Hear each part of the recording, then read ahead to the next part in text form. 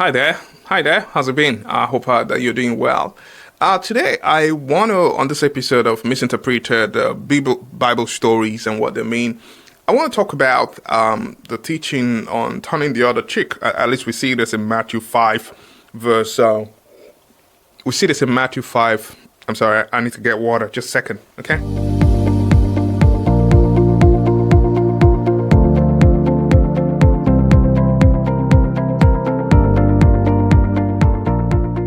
And so today we want to talk about turning the other cheek, and we see the story in Matthew 5, verse 39.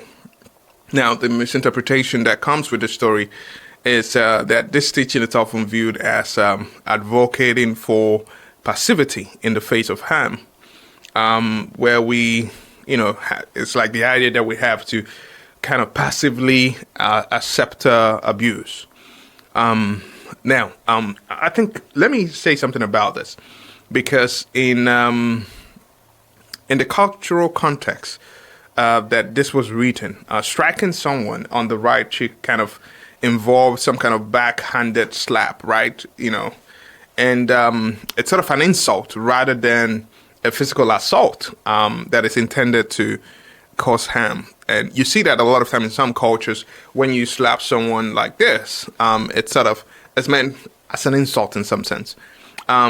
Particularly in ancient Jewish culture, when you do a backhanded slap on the right cheek, it's an insult, essentially, which is usually used to kind of show that you are superior to the other person, or that you're, superior to a subordinate, essentially.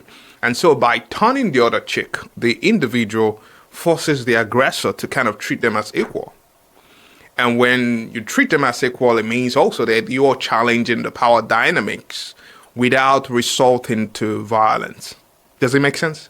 So if someone gives you a backhanded slap, and turning the other cheek simply means that you're challenging the aggression. But you're doing it in such a way that you're forcing the individual or the aggressor to kind of treat you as equal, right? By giving them, okay, well, since you decided to insult me, you do whatever you need to do. And it's like an embarrassment to them if they slap you again, in that sense. And so this response kind of embodies sort of nonviolent resistance. It's sort of a tactic that that I think would later inspire a lot of the civil rights leaders who, when they were given a backhanded slap, metaphorically, they turned the other cheek as well. And we see this with Martin Luther King Jr. and a lot of civil rights leaders who practice this, and it's just the idea of nonviolence resistance. And that's essentially what Jesus is trying to tell us in the text in itself. And so it's not necessarily that we should the text is not advocating for passivity in the face of harm, but rather it's simply saying that by turning the other cheek, you're forcing the aggressor, the perpetrator of the violence, to treat you as an equal human being, as an equal, and to treat you with human dignity, And that is the message of the text.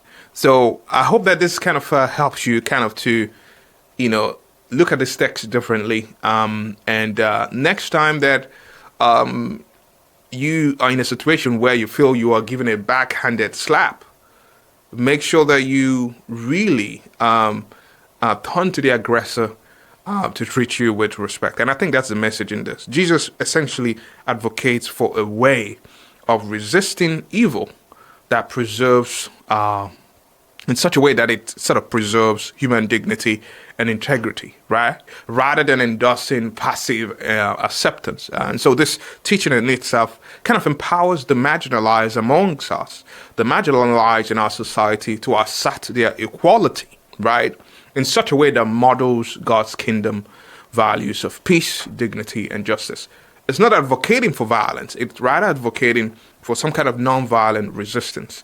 Whereas when someone abuses your human dignity and gives you some kind of back-ended slap, you could turn the other cheek in boldness, knowing that he that is in you is greater than he that is in this world, right? And so it's important that we think about that. And so that's one of the misconception in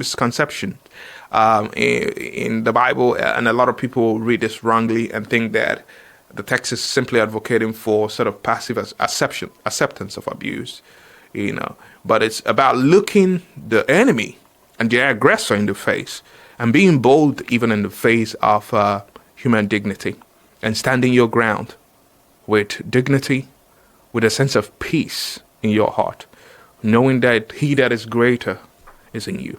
Anyway, I hope that this has been helpful. If you have any question, please feel free to, drop a comment or even drop a comment and let me know how this had kind of changed your perspective about the text and even how you've even interpreted the text in the past.